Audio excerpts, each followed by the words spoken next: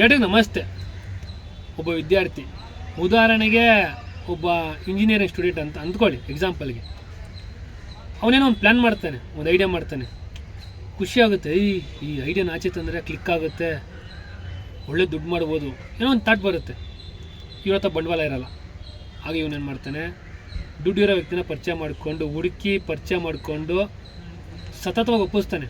Sir, ಈ ರೀತಿ project ಮಾಡಿದ್ದೀನಿ, ಈ ರೀತಿ ಪ್ಲ್ಯಾನ್ ಮಾಡಿದ್ದೀನಿ, ದಯವಿಟ್ಟು ನೋಡಿ ಸರ್, ಆಚೆ ಬಂದಮೇಲೆ ತುಂಬ ನಿಮಗೂ ಲಾಭ ಆಗುತ್ತೆ, ಒಳ್ಳೆ ಹೆಸರು ಆಗುತ್ತೆ, ಚೆನ್ನಾಗುತ್ತೆ ಅಂಥೇಳಿ 1 ತಿಂಗಳು, 2 ತಿಂಗಳು, 1 ವರ್ಷ, 2 ವರ್ಷ, 3 ವರ್ಷ, 4 ವರ್ಷ, 5 ವರ್ಷ ಓಡಾಡ್ತಾನೆ ಆ ವ್ಯಕ್ತಿಯಿಂದ.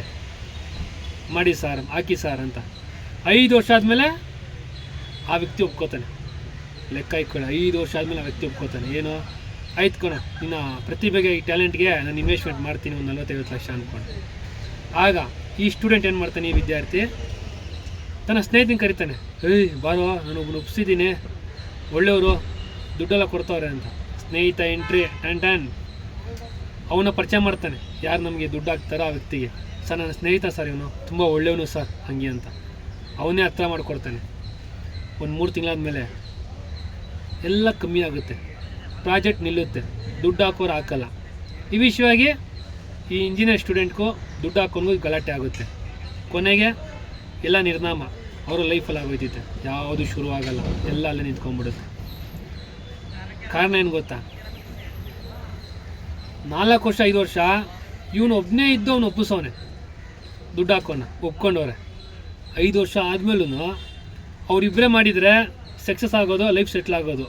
ಇವನು ಯಾವಾಗ 3ನೇ ವ್ಯಕ್ತಿನ ಕರ್ಕೊಬಂದ ಸ್ನೇಹಿತ ಅಂದ್ಕೊಂಡು, ಆ ಸ್ನೇಹಿತ ಅವ್ರ ಮುಂದೆ ಹೋದಾಗ, ಸರ್ ನನ್ನ ಸ್ನೇಹಿತ ಸರ್, ಅವನು ಸೂಪರ್ ಸರ್, ಅವನು ಸಖತ್ತ ಮಾಡ್ತಾನೆ ಸರ್, ನಂಬಿಕೆ ಇಡಿ, ಈ ರೀತಿ ಸ್ನೇಹಿತ ಆಗಿದ್ದರೆ ಎಲ್ಲ ಚೆನ್ನಾಗಿರೋದು. ಆದರೆ ಅವನು ನೆಗೆಟಿವ್ ಸ್ನೇಹಿತ. ಅಲ್ಲಿ ಅವನ ಲಾಭ ನೋಡೋಕೆ ಹೋದ, ಉಪಯೋಗ ಬರಲಿಲ್ಲ. ಅವನ ಲಾಭ ಅಂದರೆ ಅರ್ಥ ಮಾಡ್ಕೊಳ್ಳಿ. ಈ ಇಂಜಿನಿಯರ್ ಸ್ಟೂಡೆಂಟ್ ಬಗ್ಗೆ ಇದರ ವಿಷಯಗಳು ತಿಳಿಸಿ, ನೆಗೆಟಿವ್ ತುಂಬಿಸಿ ಅವನೇನ ಲಾಭ ಮಾಡ್ಕೊಳಕ್ಕೆ ಹೋದ. ಕೊನೆಗೆ 3 ಜನಕ್ಕೂ ಲೈಫ್ ಇಲ್ಲ, ಎಲ್ಲ ನಿಂತೋಯ್ತು.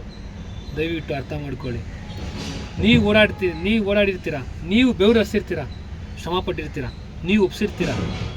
ನೀವು ಒಬ್ಬರೇ ಅಷ್ಟೆಲ್ಲ ಮಾಡಿದ್ಮೇಲೆ ಮತ್ತೊಬ್ಬ ಸ್ನೇಹಿತನ ಸಹಾಯ ಆಗಬೇಕು ನಿಮಗೆ. ಅಷ್ಟೇ ಮಾಡಿ ಒಪ್ಸಿದ್ರೆ ನೀವು ಒಬ್ಬರ ಕೈಲಿ ಆಗುತ್ತೆ ಅಂದರೆ ಅದನ್ನು ಆಚೆ ತರೋಕ್ಕಾಗಲ್ಲ ನಿಮ್ಮ ಕೈಲಿ. ಬಿಡಿ, ಸಹಾಯ ಮಾಡೋದಕ್ಕೆ ಜೊತೆಗಿರೋ ಸ್ನೇಹಿತನೇ ಬರ್ಬೇಕಂತೇನಿಲ್ಲ. ಆ ದೇವರು ಕೂಡ ಯಾವುದೋ ಒಂದು ರೂಪದಲ್ಲಿ ಬಂದು ಸಹಾಯ ಮಾಡ್ತಾನೆ, ಆಯಿತು? ಅದನ್ನು ಅರ್ಥ ಮಾಡ್ಕೊಳ್ಳಿ. ಫ್ರೆಂಡ್ ಇರಬೇಕಂತೇನಿಲ್ಲ. ಸಮಯ ಬಂದಾಗ, ಆ ಅವಧಿ ಬಂದಾಗ ಯಾವುದೋ ಒಂದು ರೂಪದಲ್ಲಿ ಯಾವುದೋ ಒಂದು ವ್ಯಕ್ತಿ ಪರಿಚಯ ಆಗುತ್ತೆ, ಅವನೇ ಪುಷಪ್ ಮಾಡ್ತಾನೆ. ದಯವಿಟ್ಟು ನಿಮ್ಮ ಗುರಿ, ನಿಮ್ಮ ಶ್ರಮ, ನಿಮ್ಮ ಸಾಧನೆ ವಿಷಯದಲ್ಲಿ 3ನೇ ವ್ಯಕ್ತಿನ ಕರ್ಕೊಂಡೋಗ್ಬೇಡಿ. ನಿಮ್ಮ ಅಷ್ಟು ಶ್ರಮ ನೀರಲ್ಲಿ ಹೋಮ ಆಗ್ಬಿಡುತ್ತೆ. ದಯವಿಟ್ಟು ಗೆಲ್ಲೋವರೆಗೂ ಒಬ್ಬರೇ ಇರಿ, ತೊಂದರೆ ಇಲ್ಲ. ನಿಮ್ಮ ಏಕಾಂಗಿ ಲೈಫಲ್ಲಿ ಸುಮಾರು ಜನ ಬರ್ತಾರೆ, ತಾನಾಗೆ ಬರ್ತಾರೆ, ಸಹಾಯ ಮಾಡಿಬಿಟ್ಟು ಹೋಗ್ತಾರೆ.